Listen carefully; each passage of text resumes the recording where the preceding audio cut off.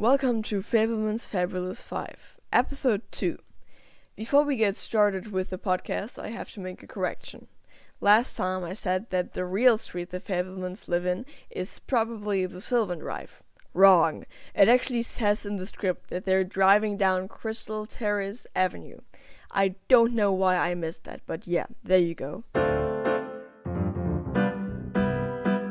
So this episode, we're going to start with Sammy trying to fall asleep with Bert's oscilloscope and end with Mitzi explaining to Bert why she loves Bach. On Sammy's pillow we see some letters, and I didn't address this the last time because we only get to see another view of them later on. And guys, trust me, I really tried figuring out what it says on there, but I have no goddamn clue. I tried contacting someone over the Instagram page of the movie, but they didn't respond.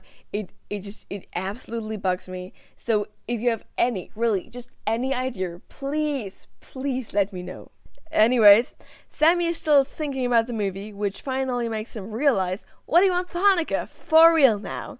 And of course, he can't wait until the next morning to tell his parents. No. He has to scream through the whole house and wake everyone up so that he can tell Mitzi right fucking now what he wants for Hanukkah. And the loving mother Mitzi she, of course, gets up and checks on Sammy. This is the moment that I want to start a little pajama appreciation series, because we're gonna see a whole lot of them throughout the movie, and they're absolutely amazing. I personally think that this movie should have won Best Costume at the Oscars instead of The Whale. By the way, an absolutely terrible movie. Putting Brendan Fraser in a fat suit isn't that big of an accomplishment compared to all of these lovely designed costumes throughout the entire movie. It makes me furious, and you know what? I will continue to rant about this so much more. Now we're jumping forward to Hanukkah, where Bert and Reggie light the first candle together with the Shamos candle. The Shamos candle is the 9th candle on a Hanukkah menorah and is supposed to be the candle to help light all the other candles. That is why a Hanukkah menorah has 9 candles instead of just 8 candles, so not one for each day. In this case, the candles don't seem to have any particular color pattern, but some people use blue and white candles since they're associated with Judaism. During lighting the candles, they say a Hebrew prayer. Of course, I figured out which one. It's basically a prayer to bless the candles, and it's also said on Shabbat, but instead of ending it with Shabbat, they say Hanukkah in the end. Pretty simple, right? Actually, the website I found this on has a whole explanation on how to pronounce it right, and the Fabelmans make pretty much all of the addressed mistakes. Well, at least they tried. Now it comes to opening the presents. Reggie and Natalie, by the way, the first time that we see Sammy's sisters, get their presents immediately, and Sammy has to wait for Bert to hand it to him. And again, just another moment to appreciate the attention to detail here. This is one of the coolest wrapping papers that I have ever seen. I am not kidding you. To notice also that it has the colors blue and white, probably representing Judaism again. This set design is it's so on point. I love it with all of my heart. It's just so good. Hang on, wait, is that a cooking pot on the wooden table? Better hope that it's not hot. Why is it there? Seriously, why? I don't get it. I mean, the cookies and the other stuff makes sense, but why the cooking pot? I also love that when we see the actual dining table, it is already decked with one-time use dishes, which is just a constant throughout the movie that leads to so many great moments. Back to the presents. His sisters just get 2 dresses that look pretty much like the same they're wearing. No one cares. And then Sammy gets this super expensive train car set. Yep, seems fair to me. Such great parenting again. We're gonna take a look at the train set in a moment, but first we have to continue doing some set design appreciation. Bert is filming with his camera, a wind-up Kodak Brownie 8mm with bright lights attached to make sure that there's enough light. Film camera fun fact. While with our modern cameras, the general rule is rather let the picture be a little darker than it's supposed to be and fix it afterwards, it's exactly the opposite with film. If it is underexposed, there's no information on the film whatsoever that you could try to regain, while a slight overexposure can be fixed. Okay, sorry for that. Back to my set design appreciation. Bert's mother, Hadasha, is not happy with getting blinded by the lights at all, while Mitzi's mother is singing with everyone at the piano, which just comes to show how different both of them are. Besides Hanukkah, we see a dollhouse, and I decided to figure out which one it could be. It appears to be the 1952 Mark's Tin dollhouse, back then sold for $3.39. That's circa $43 today. It was advertised as a beginner's dollhouse, whatever the difference between that one and an advanced dollhouse is. Which leads us to today's sponsor. Did you ever want a more professional dollhouse? Are those standard ones just too small and simple for you? Well, then the American Tower Corporation has the right product just for you. Get yourself involved with a real house. Pay electricity bills, fix damages, and for extra work you can get yourself a big garden. But that's not all. Try to pay back the insanely high loan you had to take out to afford this house. Go to therealdollhouse.com today and get yourself an annoying neighbor for free with my special code Jules, all in caps. American Tower Corporation. Your stress is our business. Now, back to the video. If you're wondering what Hanukkah is knitting, in the script we learn that she's making an afghan.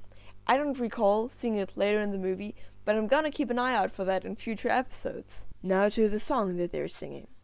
It's called Down by the Station, what a surprise, and was written by Paul Mills and Slim Gaillard in 1947. But oh boy, there's so much more to uncover here according to Wikipedia. The tune sounds a lot, and when I say a lot, I mean exactly the same. Like the French-Canadian folk song, Alouette. It eventually changes after a few lines, but I don't think this is a coincidence. The article also suggests that it's related to Itsy Bitsy Spider, but in that matter I think this is more of it's a children's song and the tune is a bit similar kind of thing. The writers were, by the way, not just kids music makers, they were jazz musicians who made actually pretty good music, although they were known to be a bit goofy on stage. Capital fish about here. Pickle herring. Pickle herring, a rooney booty.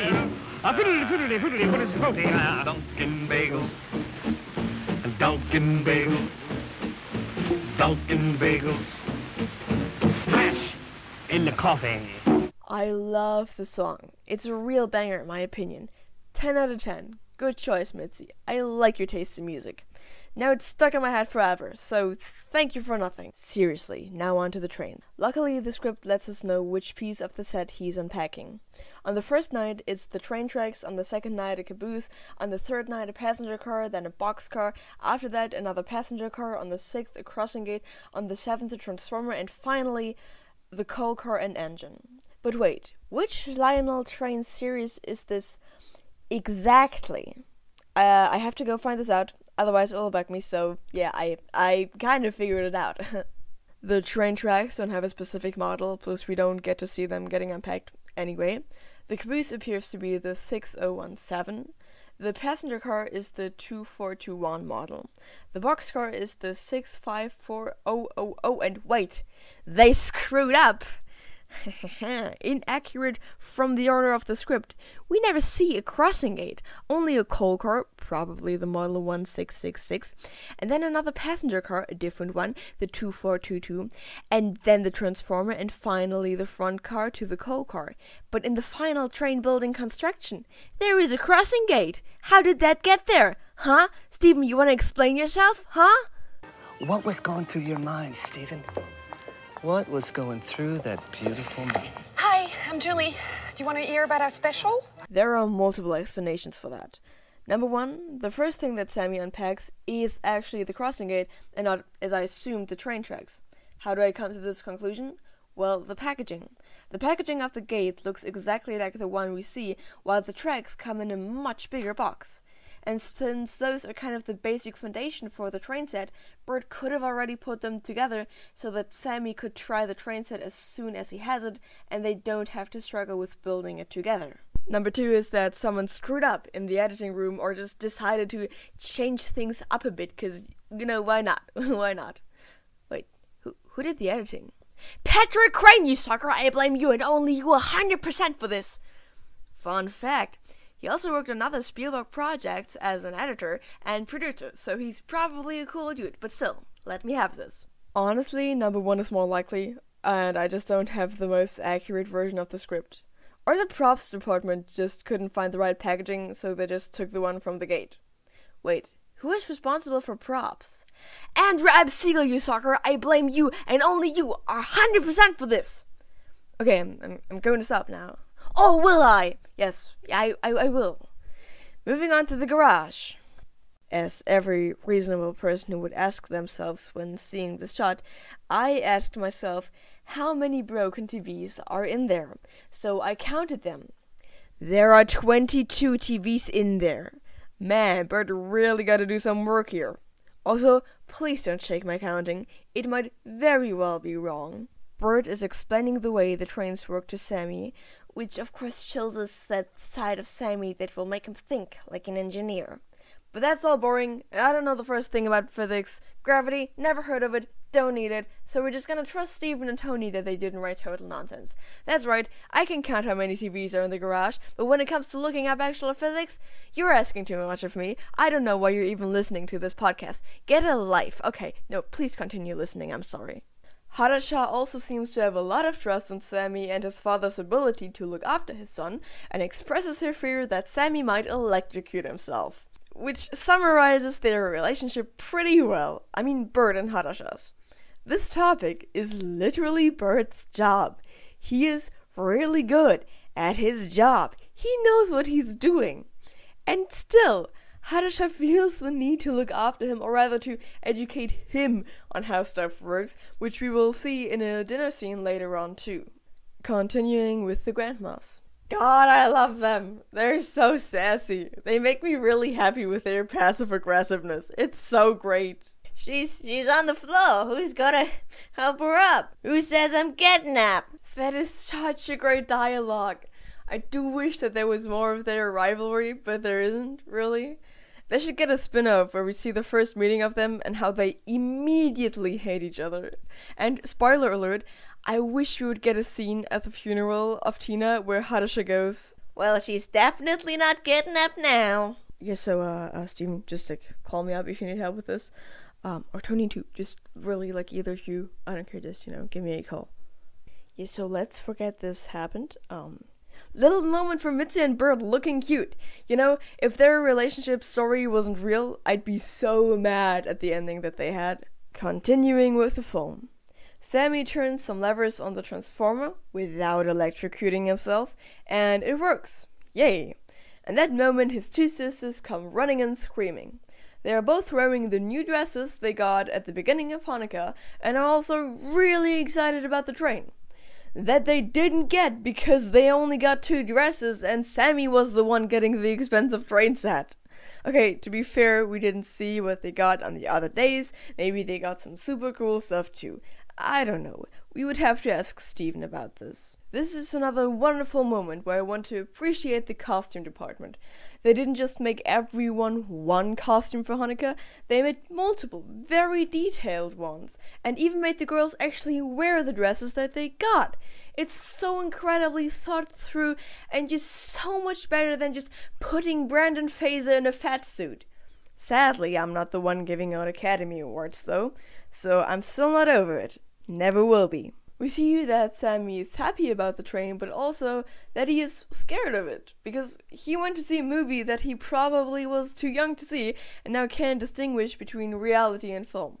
So at night, he sneaks back into the room where his train set is still built up, and decides to recreate the scene from The Greatest Show on Earth, where the train collides with the car. Multiple times!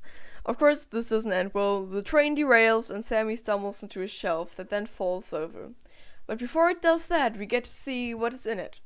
Kind of. We see a bunch of tools, a flashlight, but most interestingly to me, a bunch of different boxes. The yellow ones on the right side seem to be Kodak film for Bert's camera. Sadly, I can't really read anything that it says on the orange boxes, but I'd assume that it's Ilford foam, just because it has a similar packaging, and it would make sense that Bert has different kinds of foam. Above it, we see a box that says Crystal Radio Kit. But okay, before I tell you more about which kind of crystal radio kit this is, you're probably asking yourself what the hell even a crystal radio is. According to the website Science Buddies, it is a very simple radio that was popular in the early history of radios. It is an electrical circuit that can pick up and play sounds from AM radio stations. Rather than rely on outside electrical sources like batteries or plugs, crystal radios get their power directly from radio waves. The parts of a crystal radio include an antenna, a tuning coil, a diode detector or crystal detector, earphones, and a connection to an electrical ground. So it's basically a DIY radio. The one we see here is the Remco crystal radio set with headphones and all the stuff you need. It is mostly advertised towards kids, so I can very well imagine this being a past present for Sammy or his sisters. Above that, there is a book or a box, we can't really tell, that says Human Anatomy on it. Now, there is more to see on it, but I can't really read it. The most logical explanation to me is that it is a book for artists to use as a reference when drawing human anatomy. We know that Mitzi is very artistic, and although we never see her draw, I can imagine that she tried getting into it and used the garage to store her stuff. When the shelf falls over, we see that there's a bunch of other small stuff on there too, probably more kits and tools. I can't identify the yellow boxes, the font is really hard to read, so yeah, I'm sorry, I have no idea. However, it makes boom boom, and of course that wakes up Mitzi and Bert. But that also leads to us getting this amazing shot where the camera pans from the mirror to the actual picture. They came up with that on set! God, this movie is so good. When Mitzi and Bert bring Sammy back to bed, we see again the pillow with some kind of writing on it, but apparently no one from this goddamn film crew wants to tell me what's on there, so, we'll just have to wonder. Bert is immediately fixing one of the trolleys, but I have no idea what he's doing here at all. And so it seems like Bert does have no idea what he's doing there, because it just seems like he's doing something with a screwdriver and just turning around the trolley. And also he's doing it in Sammy's bedroom, which I don't know if the lighting is so good to see what you're doing.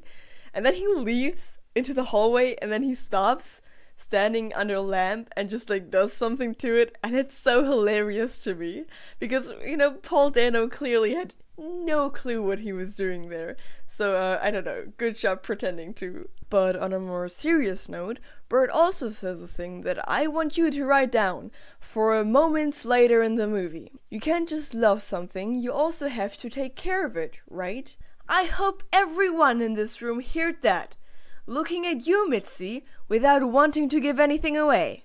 Sammy then does a real, I am a dying child and this is my last wish kind of move, where he grabs Mitzi's hand and says that he needs to see them, meaning the trolley cars, crash. Mitzi, of course, immediately spills the tea to Bert, who doesn't get why Sammy would need to see that. He's also still trying to fix this one trolley, which is confusing because we saw all of them crashed, so it's pretty unlikely that only one of them actually took damage. In addition to that, why does Bert have to fix them now? It's not like Sammy is going to be playing with them later this night. Just wait until next morning. It's not like the trolley is going to drive away.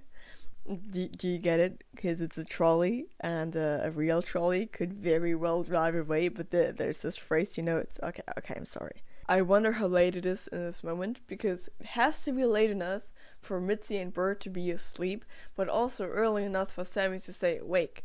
And luckily we see Bert's nightstand, and the clock on it tells us that it's 1:40 in the morning. Go to bed, guys! For some reason, though, Mitzi and Bert don't just want to go back to bed. No, they start having a pretty existential conversation.